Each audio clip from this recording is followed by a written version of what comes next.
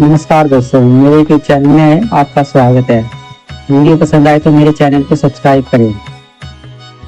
भारत की धरती पर स्थित 12 ज्योतिर्लिंगों में पहला और सबसे प्राचीन चिन्ह है सोमनाथ। यह केवल एक मंदिर नहीं बल्कि आस्था, शक्ति और अमरता का प्रतीक है।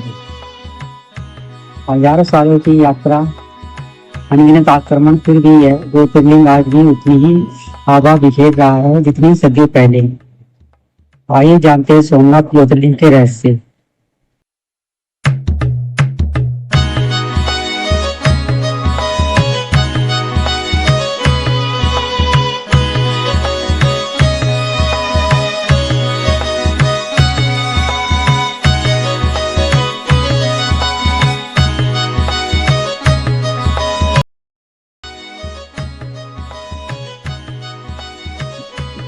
गुजरात के सौराष्ट्र में अरब सागर के किनारे स्थित सोमनाथ मंदिर को देवों का देवालय कहा जाता है।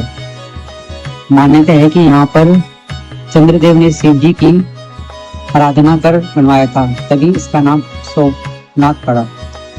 यह मंदिर लगभग 2000 वर्षों में 17 बार तोड़ा गया और फिर से बनाया गया। महमूद गजनवी से लेकर औरंगजेब तक अनेक आक्रमणकारियों ने इसे लूटा है, लेकिन हर बार यह मंदिर और भी भव्य रूप में खड़ा हो गया। इस मंदिर को ध्वस्त होने और फिर जीवित होने की कथा समय में एक रहस्य है, जैसे कभी कोई अदृश्य शक्ति इसे बार बार पुनर्जीवित करती हो। कहते हैं कि चंद्रदेव दक्ष प्रजापति के दामाद थे। उन्होंने दक्ष की 27 कन्याओं से विवाह किया, लेकिन चंद्रदेव केवल रोहिणी से प्रेम करते थे। इसी पक्षपात से नाराज होकर दक्ष ने चंद्रमा को क्षय रोग का श्राप दे दिया। चंद्रमा का तेज और कांति धीरे धीरे समाप्त होने लगी। तब उन्होंने समुद्र तट पर आकर भगवान शिव की तपस्या की। शिव जी ने प्रसन्न होकर चंद्रदेव को रोक किया और यहाँ ज्योतिर्लिंग के रूप में प्रकट हुए। तभी से यह स्थान सोमनाथ कहलाया। यह कथा चंद्रमा के घटने बढ़ने, अमावस्या से पूर्णिमा का भी रहस्य बताती है।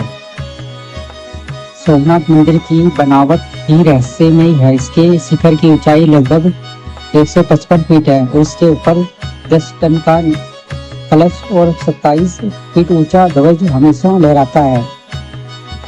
मंदिर के शिखर से सीधे समुद्र की ओर देखने पर हजारों किलोमीटर तक कोई जमीन नहीं मिलती, यानी इस दिशा में मंदिर से लेकर अंटार्कटिका तक केवल पानी ही पानी है।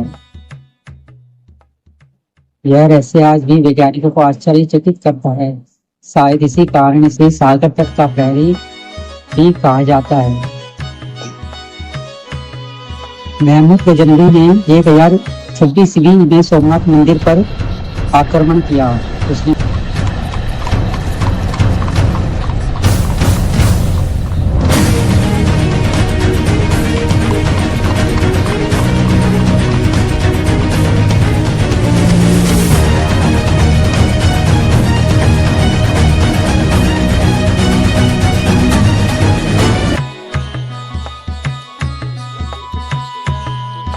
मंदिर को तोड़ा, शिवलिंग को खंडित किया, अनगिनत खजाने लूटे।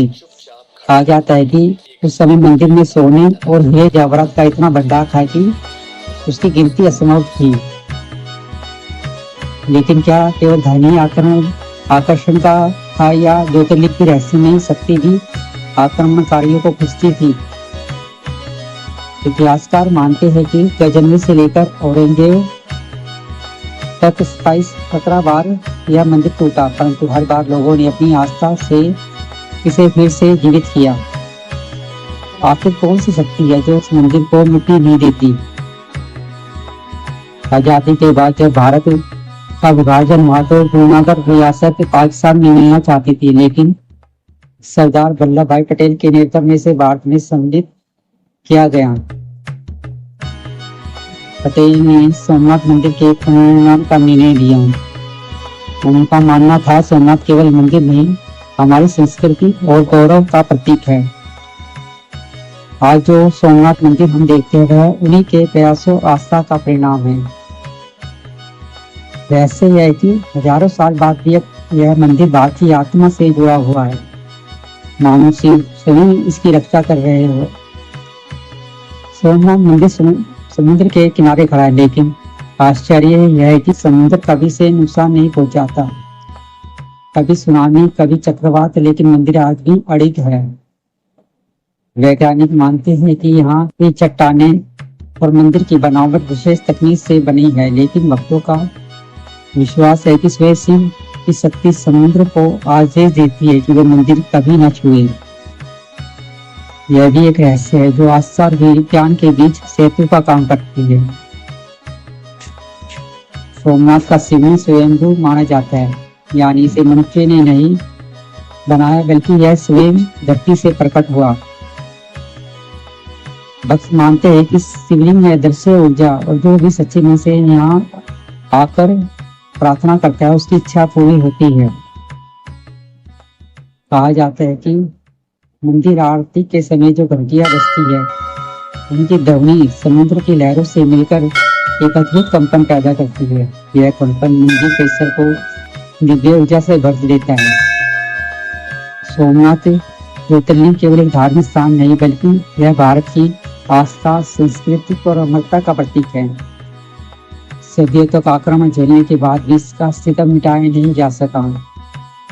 यहाँ आने वाला हर भक्त महसूस करता है कि कोई अदृश्य शक्ति, कोई रहस्यमय ऊर्जा अब भी इस मंदिर को जीवित रखे हुए है।